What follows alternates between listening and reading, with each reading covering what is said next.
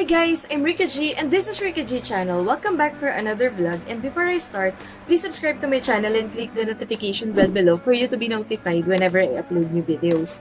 If you're new on this channel talks about lifestyle, tutorials, tips, and reviews. So for today's video, tuturo ko sa inyo kung paano nyo i-check yung Pag-Ibig contributions nyo online. And kung wala ka pang virtual Pag-Ibig online account, meron akong ginawang video previously, lalagay ko sa description box below kung paano gumawa ng account. So paano natin ma-check yung contributions natin online sa Pag-Ibig? So let's watch this, guys. Alright, let's start. Open tayo ng Google, then type natin yung Pag-Ibig Virtual. Click natin tong Virtual Pag-Ibig.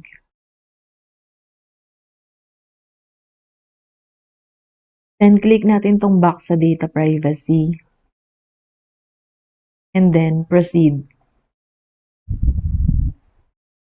So we will be required to log in yung account natin ng Pag-Ibig Virtual. So log in tayo. And then click natin tong continue.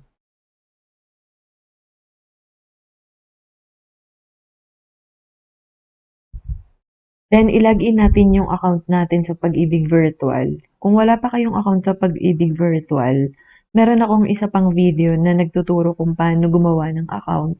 Lalagay ko yung link sa description box below. So, login natin yung account natin. Type natin yung email ad. And then yung password.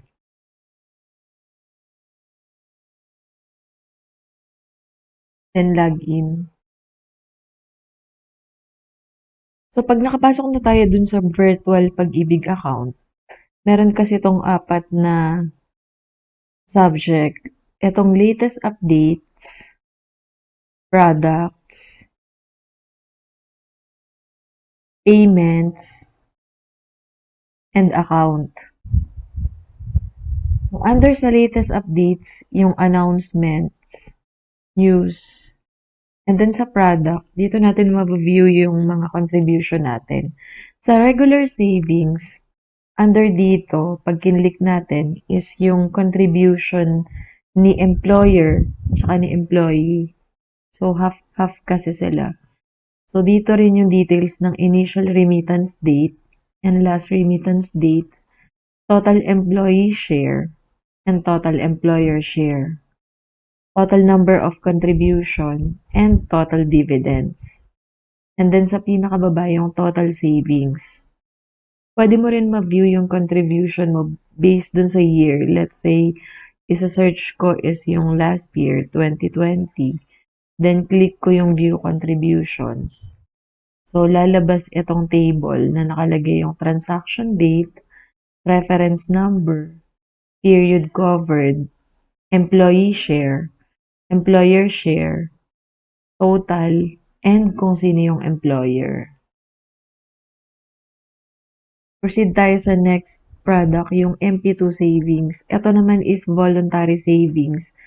I'll be making videos rin regarding MP2 savings sa mga susunod kong video. So, pag kinlik mo yung MP2 savings, lalabas yung account number, balance, and pwede mo siyang ma-view. So, nandito rin yung initial remittance date, last remittance date, total number of contributions, total contribution, total dividends, and total savings.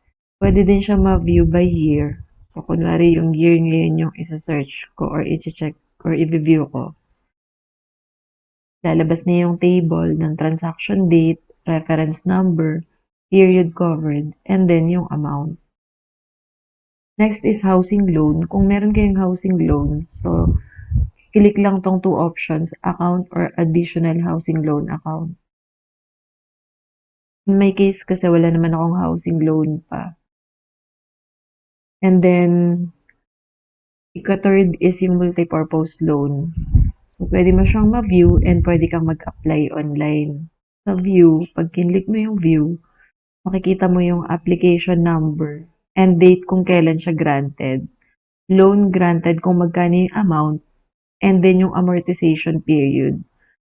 outstanding balance, kung magkano na lang yung balance mo, and kung magkano yung amortization mo per month.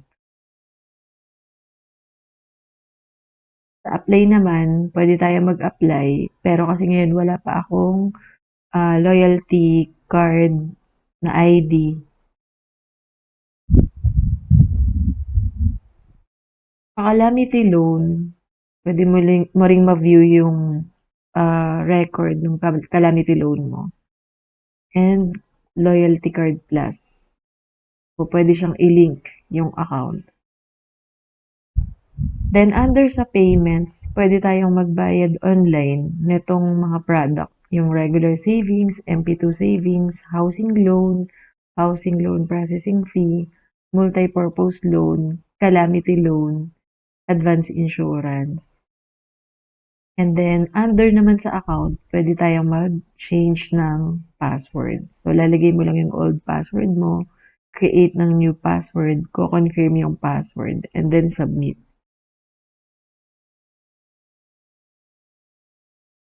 So, log out ko na yung account.